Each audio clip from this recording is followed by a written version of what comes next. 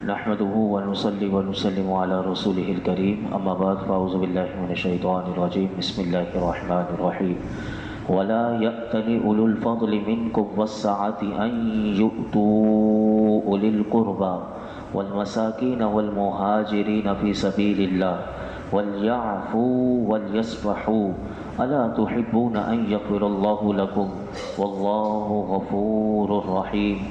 اور تم میں فضیلت والے اور مالی گنجائش والے یہ قسم نہ کھائیں کہ وہ رشتہ داروں اور مسکینوں اور اللہ کی راہ میں ہجرت کرنے والوں کو مال نہ دیں گے، اور انہیں چاہیے کہ معاف کر دیں اور درگزر کریں۔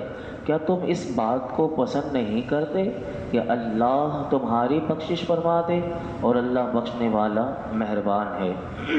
اس آیت کریمہ میں اللہ رب العالمین نے ارشاد فرمایا کہ تم میں جو دین میں فضیلت اور منزلت والے ہیں اور انہیں اللہ نے مال بھی دیا، مال و ثروت میں بھی وہ گنجائش والے ہیں، فرمایا وہ یہ قسم نہ کھائیں کہ وہ اپنے رشتہ داروں کو، مسکینوں کو اور اللہ کی راہ میں ہجرت کرنے والوں کو اپنے مال میں سے نہیں دیں گے، اور ان فضیلت والوں کو فرمایا کہ یہ چاہیے کہ وہ معاف کر دیا کریں اور درگزر کیا کریں۔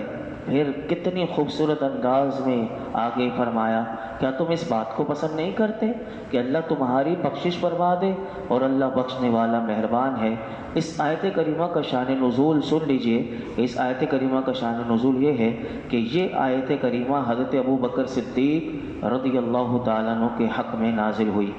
آپ نے قسم کھائی تھی کہ حضرت مصطح رضی اللہ تعالیٰ عنہ یہ بدری صحابی بھی ہیں اور یہ حضرت ابو بکر صدیق رضی اللہ تعالیٰ عنہ کے خالہ کے بیٹے بھی تھے۔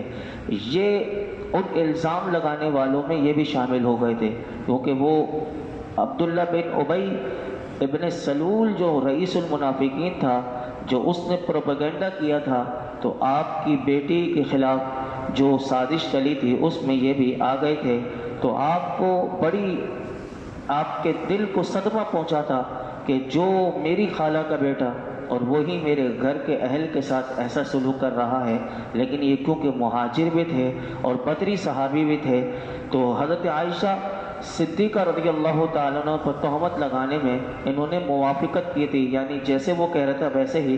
تو اس لیے حضرت ابو بکر صدیق رضی اللہ تعالیٰ عنہ آپ اس کی مدد کیا کرتے تھے، یعنی یہ بہت قریب تھے، آپ ان کا پورا خرچہ وغیرہ اٹھایا کرتے تھے۔ لیکن جب یہ حرکت ہوئی تو آپ نے قسم کھائی کہ میں اس کی مدد نہیں کروں گا۔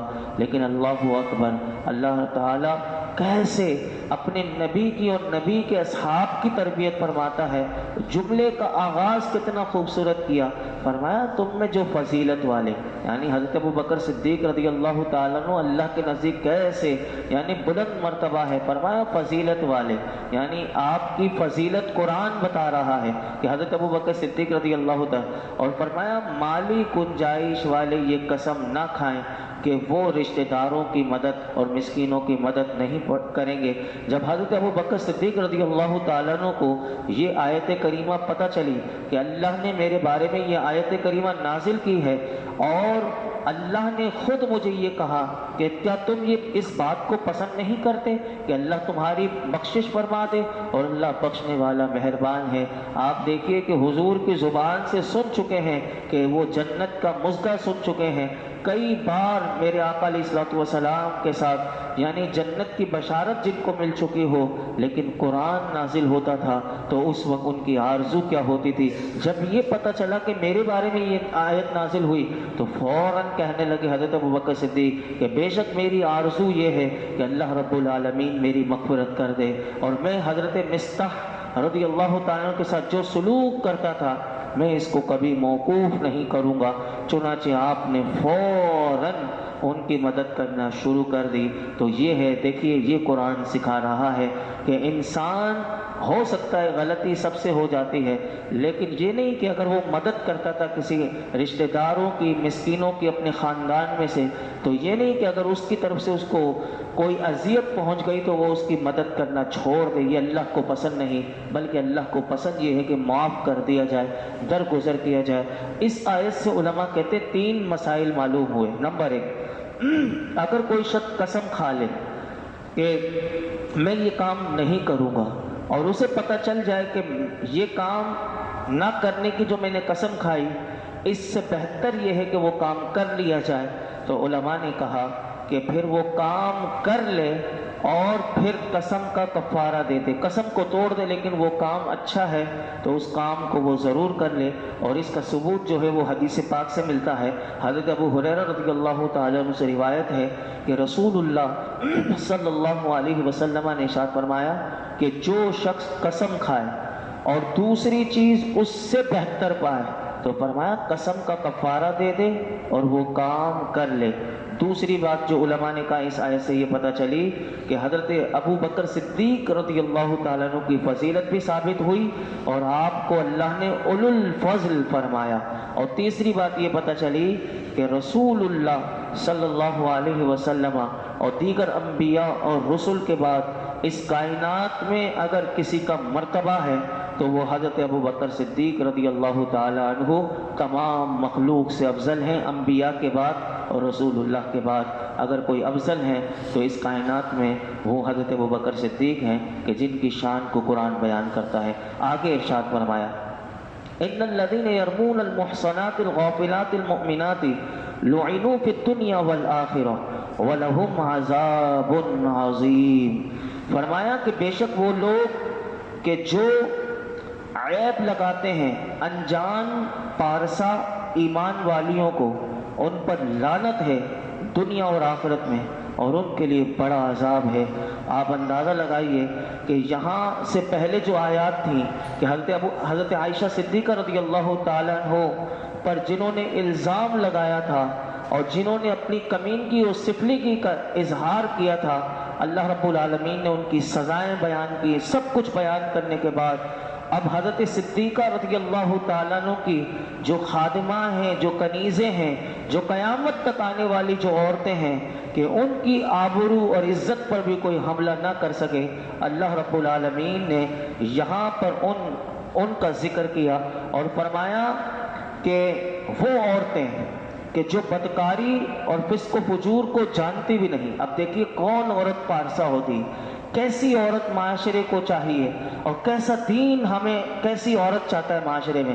اب دیکھیے اس کا تعارف کتنا خوبصورت کرا ہے اللہ تعالیٰ نے کہ پارسا عورت کسے کہتے ہیں۔ فرمایا کہ وہ عورتیں جو بدکاری اور فسق و فجور کو جانتی بھی نہیں اور برا خیال ان کے دل میں گزرتا بھی نہیں، فرمایا وہ پاک دامن اور ایمان والیاں ہیں۔ اگر اسلام قبول کیا ہوا ہے اور ایمان لے کر آئی ہوئی اللہ اور اللہ کے رسول کا، تو فرمایا یہ پاک دامن بھی ہیں اور پارسا اور ایمان والی ہیں۔ فرمایا اگر ایسی پاکیزہ اور ایسی پارسا عورتوں پر اگر کسی نے بدکاری کی تہمت لگا دی تو وہ سن لو، ان کے لیے اللہ نے فرمایا ان کے لیے دنیا اور آخرت میں اللہ کی لعنت ہے اور فرمایا ان کے لیے بڑا عذاب ہے۔ حضرت عبداللہ بن عباس رضی اللہ عنہما نے فرمایا کہ آیت میں یہ جو اوصاف بیان کیے گئے یہ تو رسول اللہ صلی اللہ علیہ وسلم کی ازواج مطہرات کے اوصاف ہیں، یعنی حضور کی جتنی ازواج تھیں وہ ایسی تھیں اور اتنی پاک صاف تھیں۔ اور ایک قول یہ ہے کہ اس سے تمام قیامت تک آنے والی ایماندار اور پارسا عورتیں مراد ہیں کہ دنیا میں اگر ایسی پارسا اور ایماندار عورتوں پر اگر کسی نے عیب لگایا تو وہ سن لے کہ ان کے اوپر اللہ کی لعنت ہے اور دنیا میں بھی لعنت ہے اور آخرت میں بھی ان کے لیے بہت بڑا عذاب ہے۔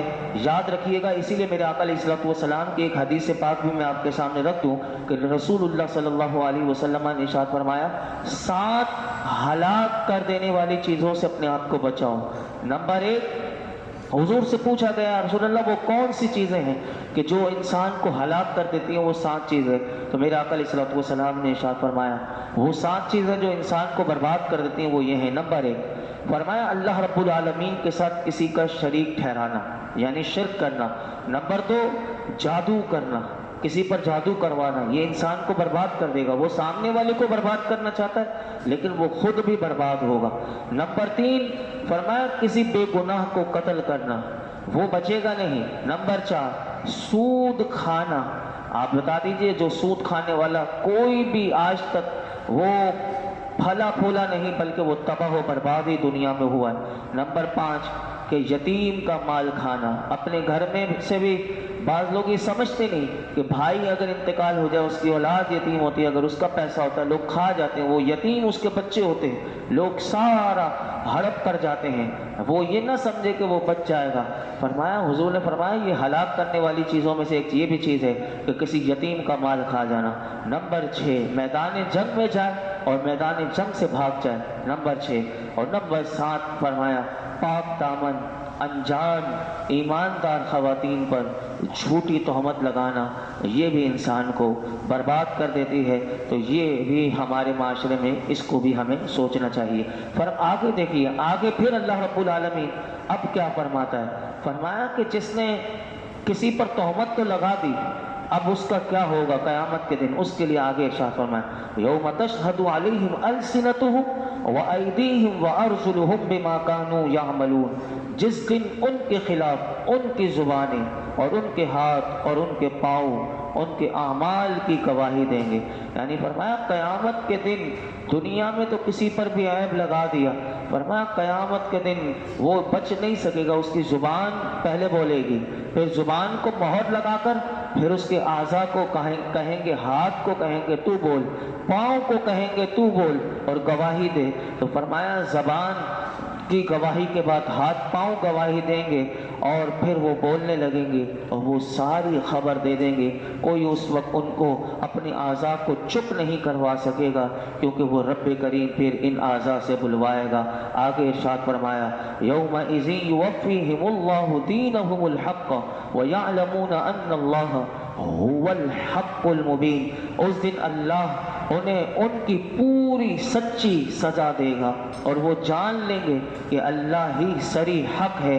فرمایا قیامت کے دن اللہ رب العالمین انہیں ان کی پوری صحیح سزا دے گا کہ جس کے وہ قانونی طور پر مستحق ہوں گے، اور وہ جان لیں گے اس دن قیامت کے دن کہ اللہ سری حق ہے، یعنی موجود اور ظاہر ہے، اس کی قدرت سے ہی ہر چیز کا وجود ہے۔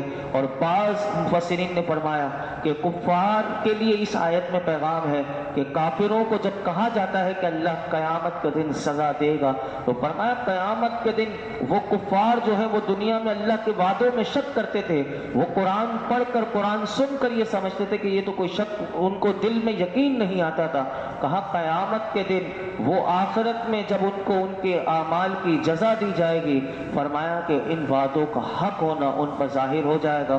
اور یہاں سے یہاں پر علماء نے ایک اور بات بھی لکھی کہ یہاں تک کی آیات میں اگر آپ دیکھیں تو اللہ رب العالمین نے کسی گناہ پر قرآن میں آپ دیکھیں گے اتنی ایسی سختی اور شدت اور تکرار، یعنی بار بار آیات کا ذکر کرنا، وہ اس آیت یہ سورہ نور کی آیات میں ملتا ہے۔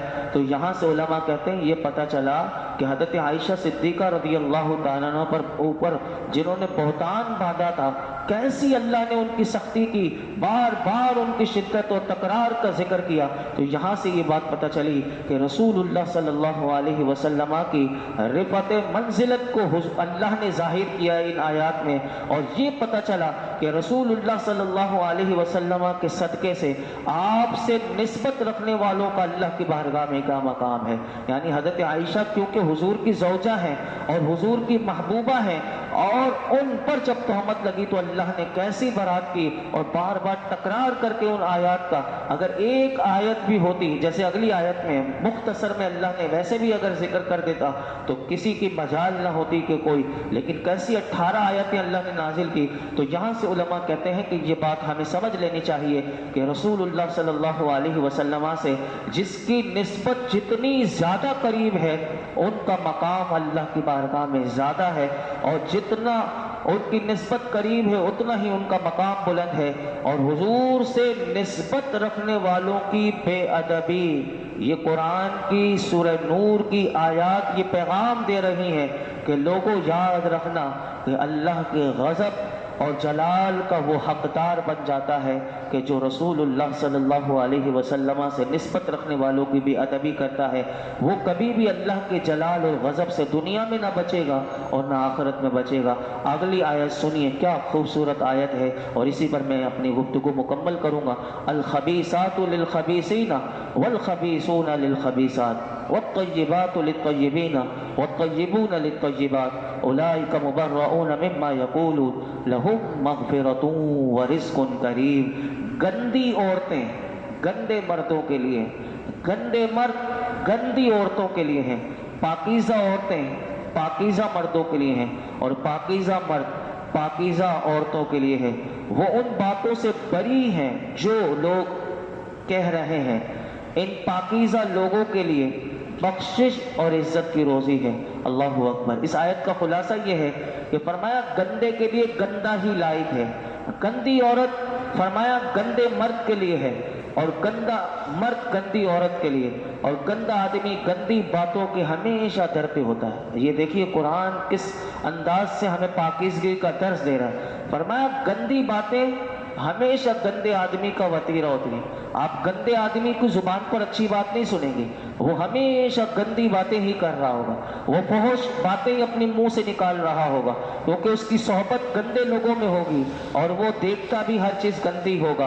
तो जो चीज़ देखेगा, जो चीज़ सुनेगा, जो चीज़ उसके बर्तन में अंदर जा रही है वही उसके बर्तन से बाहर छलक कर बाहर आएगी। तो फरमाया गंदी बातें गंदे आदमी का वतीरा होती हैं, और पाकीज़ा औरतें पाकीज़ा मर्दों के लिए हैं, और पाकीज़ा मर्द पाकीज़ा औरतों के लिए हैं। वो पाक मर्द और औरतें जिनमें से हज़रत आयशा और हज़रत सफ़वान रज़ियल्लाहु ताला अन्हा हैं, फरमाया उन बातों से बरी हैं। अल्लाह ने फरमाया उलाइका मुबर्रऊन मिम्मा यक़ूल। ये देखिए इतने से जुमले में अल्लाह ने इनकी बरात का इज़हार कर दिया। फरमाया हज़रत सफ़वान भी पाक हैं और हज़रत आयशा भी पाक हैं।